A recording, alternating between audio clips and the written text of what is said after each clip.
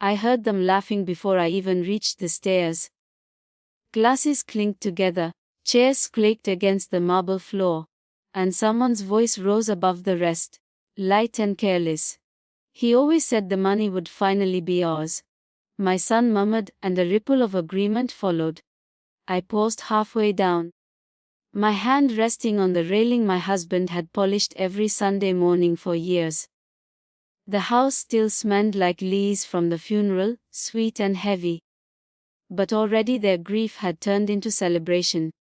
I stepped into the room quietly, dressed in black, my hair still damp from washing away the scent of roses that clung to me like a memory that refused to leave. No one noticed me at first. My daughter-in-law stood by the window, swirling champagne in a crystal glass, her smile sharp and rehearsed.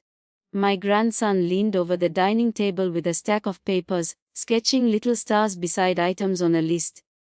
"The lake house goes to me," he said. "Grandpa promised." Someone laughed and added, "As long as she doesn't outlive us all."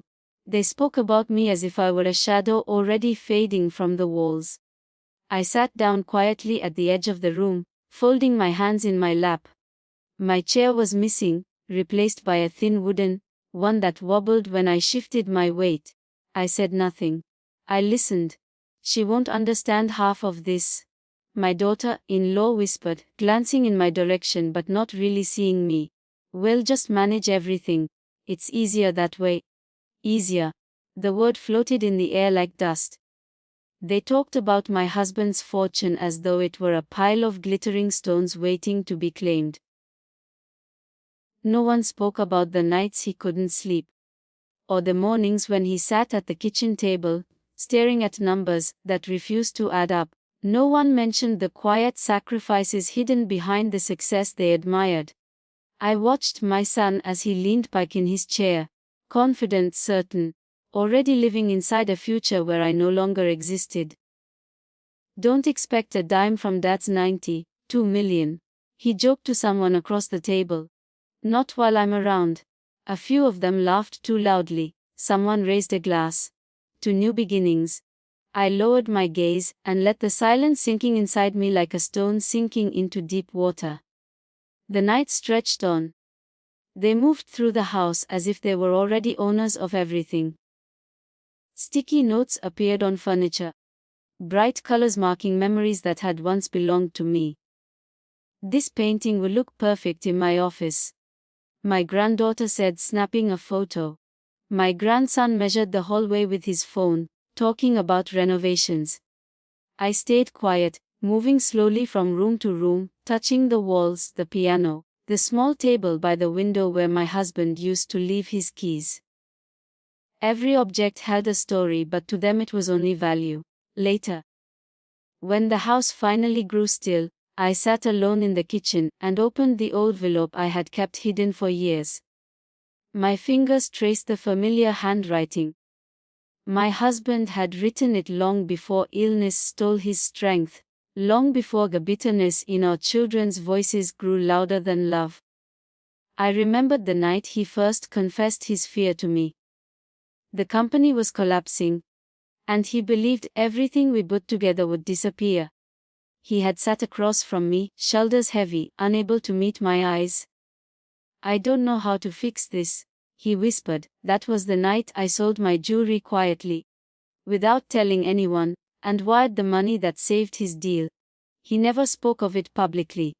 He never corrected the story that painted him as a self-made miracle.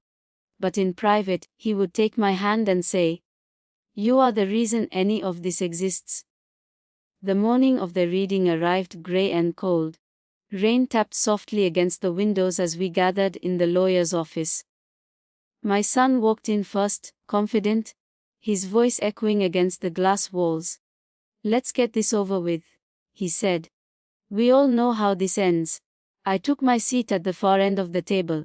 No one offered me coffee. No one asked if I was comfortable. The lawyer entered quietly, his expression unbearable, a folder tucked beneath his arm. When he began to speak, the room fell silent. He read the opening lines slowly, carefully, his voice steady. My husband's words filled the space like a presence that refused to fade. I felt my son relax, expecting confirmation of everything he believed. Then the lawyer paused and glanced at me before continuing. My estate, he read, shall be entrusted primarily to the woman who built it beside me, even when the world believed I stood alone. A murmur spread around the table. My son shifted in his chair. The lawyer turned another page. To my son, I leave the lessons he has yet to learn. To my wife, I leave the legacy she quietly protected. My daughter-in-law's smile faltered. My grandson stopped writing. The lawyer slid a document toward me. Primary beneficiary, he said softly. My son leaned forward. That has to be a mistake. It is not, the lawyer replied. Your father revised his will. The room felt smaller suddenly, the air heavier. I heard my own heartbeat, steady and calm.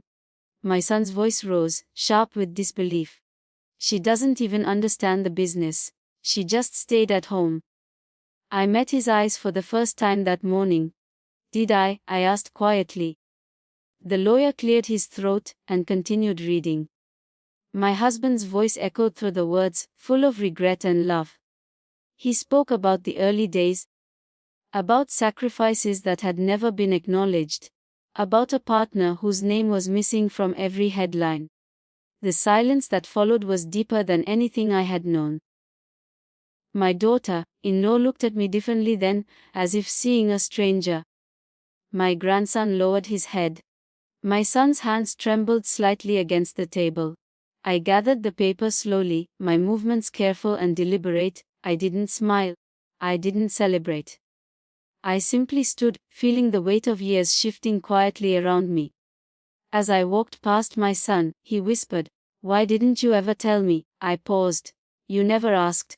Outside, the rain had stopped. The sky was pale, almost hopeful. I stepped into the light, breathing deeply for the first time since the funeral. The days that followed were quiet. The house changed slowly as the stickers disappeared and the voices faded. I moved through the rooms, opening windows, letting fresh air wash away the tension that had lingered in every corner. One evening, my son came to see me alone. He stood awkwardly by the door, unsure of where to place his hands. I was angry, he admitted. I thought you didn't matter to the business. I thought Dad did everything. I listened without interrupting. I didn't know you saved it, he said softly. I didn't do it for recognition, I replied. I did it because I loved your father. And because I believed in what we were building together. He nodded slowly, tears gathering in his eyes. I said terrible things, yes, I said gently. You did. He looked at me, waiting for forgiveness I wasn't ready to give yet. I simply offered him a seat and poured tea, the way I had done 1,000 times before. Weeks later, I sold the house. Not because I wanted to escape the past, but because I needed space to create a future that belonged to me alone.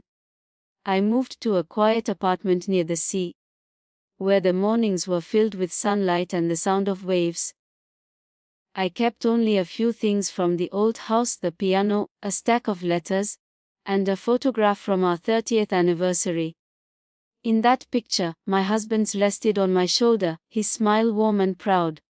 Some evenings, I would sit by the window and think about the moment the lawyer said my name. It wasn't triumph I felt, but peace. For the first time in years, my story had been spoken out loud. And in that quiet space, free from expectations and shadows, I finally began to live as the woman I had always been, seen, heard, and unafraid to exist beyond someone else's legacy. The apartment by the sea felt unfamiliar at first, too quiet, too open, as if the walls were waiting for me to decide who I wanted to be inside them. I woke early each morning, long before the sun finished rising, and watched the waves pull themselves toward the shore and then retreat again, patient and certain. No one demanded breakfast. No one laughed behind closed doors. For the first time in decades, silence belonged to me. I unpacked slowly, one drawer at a time, one memory at a time. The photograph from our anniversary found a place beside the window. and the old teacup with the hairline crack sat on the kitchen counter, like a small survivor of another life. I kept expecting to hear my husband's footsteps in the hallway, the soft clearing of his throat when he entered a room. But the only sound was the ocean breathing. 3 days after I moved in, my son called. His voice was softer than I had ever heard it. "I drove past the house today," he said. "It looks empty."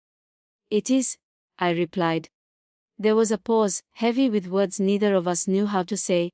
"I didn't realize how much you did," he whispered. "Not just for Dad, for all of us." I let the silence stretch. Forgiveness was not a switch I could flip just because regret had arrived late. "I'm learning," he added quietly. "I hope you are," I said, and ended the call gently, not out of anger, but out of necessity. Some lessons needed distance to grow. Life settled into a rhythm that felt both strange and comforting. I walked along the shoreline every afternoon, collecting small stones and letting the wind untangle thoughts I had carried for years. People greeted me without knowing my past. I was simply a woman who liked to sit by the water with a notebook in her lap. One evening, as the sky turned gold, a young woman approached me hesitantly. She recognized my name from an article that had begun circulating online. A piece written by someone who had uncovered the truth about the patent, and the quiet mind behind it. She told me she worked at a small startup, and that no one listened to her ideas because she was the youngest in the room. "I don't know how to make them hear me," she said. I smiled gently. "Sometimes they never will," I answered. "And sometimes you don't need their permission to be right." She left with a brighter expression, and I realized that my story had already begun to ripple outward, touching lives I had never imagined. Weeks turned into months. My son visited occasionally, always polite, always careful, as if he were walking across fragile glass. One afternoon, he stood by the window watching the waves. "I used to think success meant being louder than everyone else," he admitted. "Now I think it means listening." I handed him a cup of tea. "It always did," I said. He hesitated before asking, "Do you hate me?" I studied his face, searching for the boy who once ran through the house with scraped knees and wild laughter. "No," I said finally. "But trust doesn't return just because you ask for it." He nodded, accepting the truth without argument. My granddaughter came next alone, carrying a small box. She placed it on the table and opened it slowly. Inside were the sticky notes they had used to claim pieces of the house. "I kept these," she said, eyes lowered. "I didn't know why at first. I think I wanted to remember how awful we were." I picked up one of the neon papers and turned it over in my hand. The words, "This one's mine," were written in her handwriting. "Do you know why that hurt?" I asked. She shook her head. "Because nothing in that house was ever owned by one person alone," I said gently. "Everything was built together. That's what you forgot." Tears slipped down her cheeks, and for the first time since the will reading, I reached out and had her hand. The foundation I had started began quietly. Letters arrived from women across the country, engineers, writers, teachers, each one sharing a story of being overlooked. I read every message carefully, responding when I could, offering support that felt more valuable than any inheritance. One afternoon, a package arrived addressed in my husband's handwriting. It had been sent before his death, delayed somehow in transit. Inside was a journal filled with his thoughts during the final months of his life. I sat by the window and read slowly, my fingers trembling as his words unfolded. He wrote about regret, about the years he allowed the world to believe he stood alone, about the guilt. Letting me disappear behind his success. "I always knew you were the stronger mind," one entry read. "I just didn't know how to share the spotlight without losing the respect of men who fear brilliant women." I closed the journal and pressed it against my chest. Grief returned then, softer but deeper, like a tide pulling gently at my heart. That night I dreamed of the old house. The hallways were empty, the walls bare, but the piano still played faintly in the distance. When I woke, the sound of waves replaced the melody, and I realized I no longer needed to live inside memories to feel close to him. My son began volunteering at the foundation quietly, never asking for recognition. He sorted applications, organized files, and listened to stories that mirrored his own mistakes. One evening, he approached me with hesitation. "I want to help because it matters," he said. "Not because I'm trying to fix what I broke." I watched him carefully, measuring the sincerity in his voice. "Then keep helping," I said, "and don't expect applause." He smiled faintly. "I won't." As months passed, the anger that once filled my chest softened into something steadier. I didn't forget what had happened, but I stopped replaying it in my mind.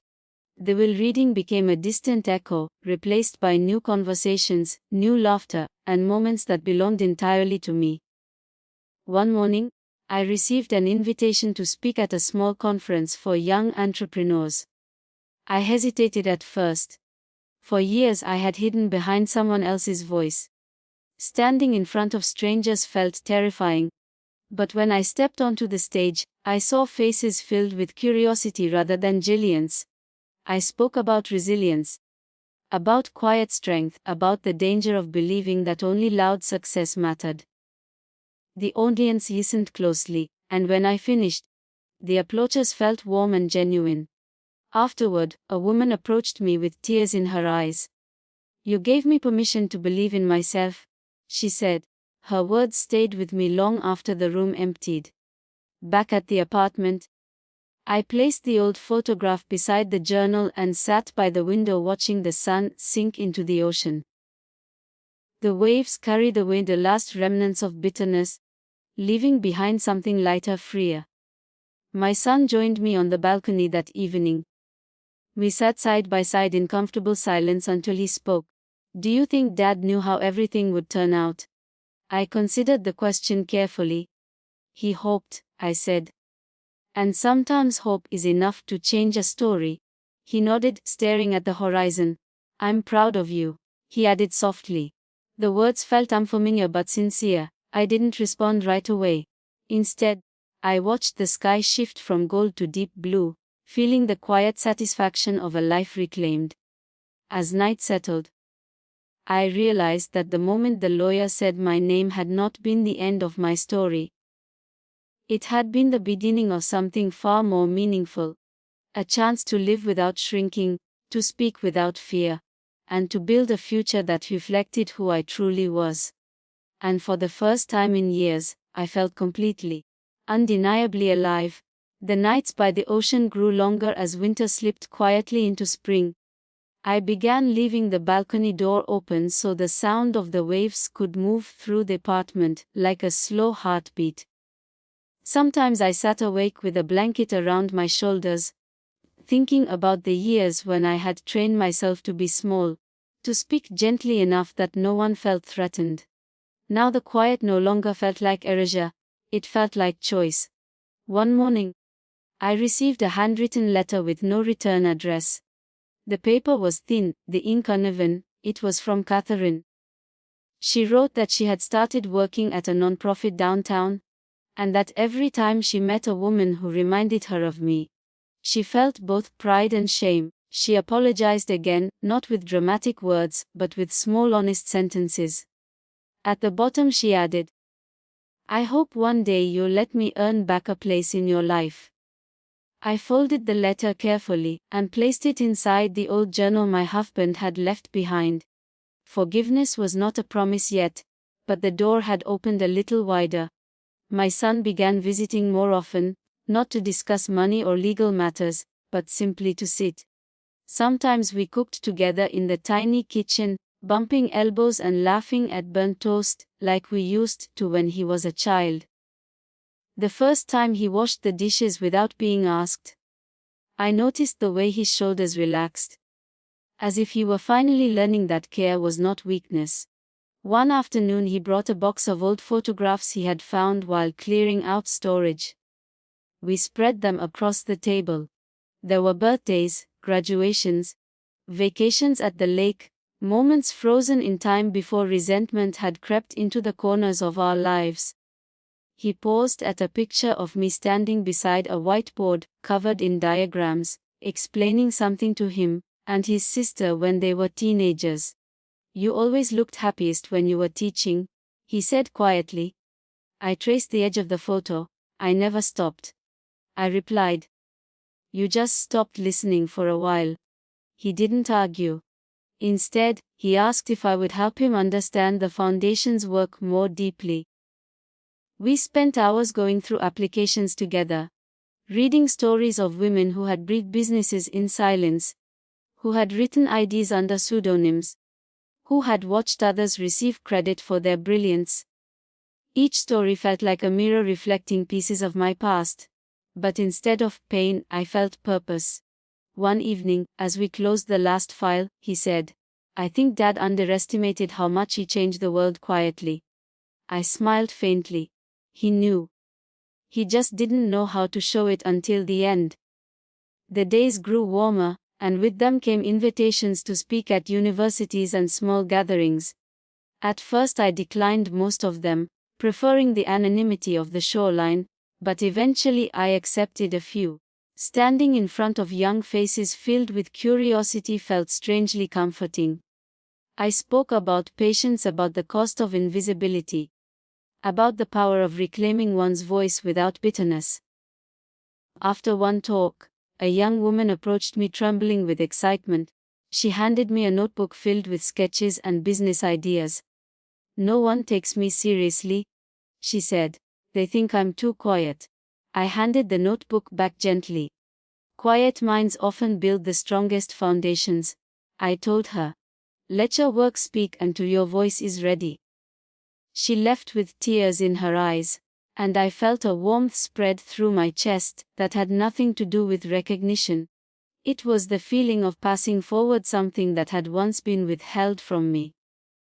Back at the apartment, I began writing again, not proposals or strategies, but reflections. I wrote about the way grief changes shape over time, about the difference between revenge and closure, about the courage it takes to remain kind after being dismissed. The pages filled quickly, each sentence carrying a piece of truth I had hidden for years. My son discovered the notebook one afternoon while helping me reorganize a shelf. "He should publish this," he said. I laughed softly. "I spent a lifetime hiding my words. I'm not sure I want them in the world now." He looked at me with a gentleness that felt new. "Maybe someone out there needs to hear them the way I needed to hear you." I didn't say no either. Summer arrived quietly. The sea turned a deeper shade of blue, and the evenings filled with laughter from neighboring balconies. One night, as I watered the small row of plants I had begun to grow by the window, I realized how different my life felt compared to the day of the will reading. Back then, every breath had carried the weight of betrayal. Now, each breath felt like possibility. Catherine visited again, this time bringing a small cake she had baked herself. She hovered in the doorway nervously until I invited her in. We sat at the table sharing tea, and she told me about her new job, about how she had started standing up for herself in meetings. "I think I understand now what strength looks like," she said. "What does it look like?" I asked. "It looks like you," she replied, her voice soft. I reached across the table and squeezed her hand. "Strength looks like learning from your mistakes," I corrected gently. As the evening faded, she helped me wash the dishes. And for the first time since everything had fallen apart, the kitchen felt like a place of family again rather than conflict. Later that night, I stepped onto the balcony alone. The moonlight reflected off the water in long silver streaks. I thought about the woman I had been when the lawyer said my name, the shock and quiet satisfaction that had settled in my chest. That moment had felt like a victory, but now I understood it had only been a doorway. The real triumph was learning to live beyond it without carrying bitterness into every new day. A soft knock at the door pulled me back inside. My son stood there holding a small wooden frame. Inside was the drawing my grandson had made years ago. The one with the stick figure and the giant light bulb. He had found it in a box and thought I should have it back. "He misses you," my son said quietly. "He just doesn't know how to say it." I ran my fingers over the faded crayon lines. "Children learn what they see," I replied. "If they see kindness, they return to it eventually." He nodded, understanding more than he used to. As the night grew deeper, we sat together on the couch, not speaking, simply sharing the comfort of presence. I realized that healing did not arrive in a single dramatic moment. It came in small gestures, letters, shared meals, honest conversations. That slowly rebuilt what had been broken. Before he left, my son paused at the door. "Thank you for not giving up on me," he said. "I never gave up," I answered softly. "I just stepped back so you could find your way forward." When the door closed behind him, I returned to the balcony and watched the waves roll in, steady and endless. The woman who had once been dismissed as a burden now stood surrounded by peace she had created for herself. The future no longer felt like something to survive. It felt like something to shape. And as the ocean breeze brushed against my face, I knew that the moment the lawyer said my name had not defined me. What defined me was everything that came after: the quiet rebuilding, the unexpected forgiveness, and the realization that my voice, once hidden, could finally rise without fear. The next morning arrived wrapped in pale sunlight that slipped through the curtains and warmed the wooden floor beneath my feet. I moved slowly through the apartment, making tea the way I always had, measuring the leaves with careful fingers, letting the steam rise like a memory that refused to fade. For years mornings had begun with responsibility, with lists and expectations. Now they began with stillness, and I found myself learning how to exist without waiting for someone to need me. I carried my cup to the window, and watched the tide pulling away from the shore. A woman walked her dog along the sand, and the rhythm of her steps reminded me of the years when I had walked beside my husband after long dinners, discussing ideas that would later become plans. He used to say my mind ran faster than the world around us. I had laughed back then, thinking it was simply affection speaking, but now I wondered if he had seen more clearly than anyone else. The phone rang softly on the table. It was an unfamiliar number. I almost let it go to voicemail, but something urged me to answer. "Mrs. Brightwood?" a young voice asked. "Yes, my name is Yina. I received one of your grants last year. I just wanted to say I opened my own firm this week." Her excitement filled the silence between us. She told me how she had been ignored in meetings, how her designs had been dismissed until she presented them under a different name. When she learned my story through the foundation, she decided to claim her work openly. "You changed something in me," she said. I felt my throat tighten, not with sadness, but with a quiet pride that settled deep in my chest. "No," I replied gently. "You changed yourself." I just held the door open. After the call ended, I sat for a long time thinking about how many unseen moments shape a life. The will reading had been loud and dramatic, but these small victories, voices rising, confidence growing, felt far more meaningful. Later that afternoon, Catherine arrived again, this time with my youngest grandson beside her. He hesitated at the doorway, hands tucked into the pockets of a hoodie that looked too big for him.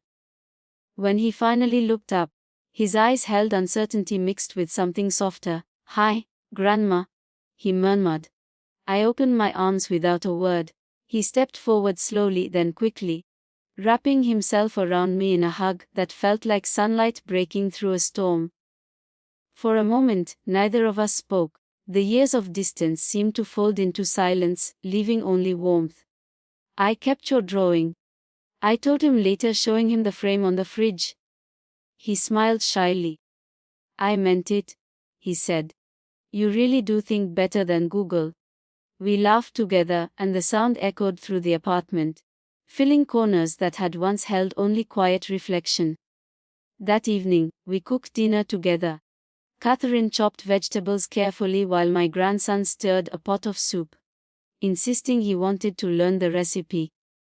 The aroma filled the air, rich and comforting, and I felt a strange sense of closure. For so long they had mocked the idea that I built soup. But here we were, sharing something simple that carried more meaning than any grand gesture. As we ate, Catherine asked softly, "Do you ever miss the house?" I thought about the long hallways, the piano, the rose garden that had once framed our lives. I miss who we were there, I said honestly, but not who we became. She nodded, understanding more than she used to. Days turned into weeks, and with each passing moment, the weight of the past felt lighter. I began taking long walks along the coastline, sometimes alone, sometimes with my son or grandchildren. Conversations grew easier. Apologies turned into actions rather than empty words. One evening, Joseph joined me on the balcony, as the sky turned orange and gold. He leaned against the railing, watching the waves in silence before speaking. I used to think success meant being louder than everyone else, he admitted. But I think Dad finally understood something I didn't, that strength can be quiet. I looked at him, seeing not the man who had once spoken cruelly, but a person trying to grow beyond his own mistakes. Strength is knowing when to listen, I said. He nodded slowly. I'm trying. We stood there together, until the stars appeared, each of us lost in thought yet connected by a new kind of understanding. Later that night, after everyone left, I sat at my desk and opened the journal again. The words came easily, flowing across the page without hesitation. I wrote about resilience, about the courage it takes to rebuild trust, about how justice sometimes arrives not to destroy relationships but to reshape them. The sound of the ocean drifted through the open window, steady and endless. I realized that where life had entered a chapter I had never imagined, a space where I could exist fully, without hiding my mind or dimming my voice. And as I set down the pen, I felt something settle deep within me. A quiet certainty that the story was still unfolding, not as a tale of revenge or triumph, but as a testament to what happens when a woman finally allows herself to be seen exactly as she is.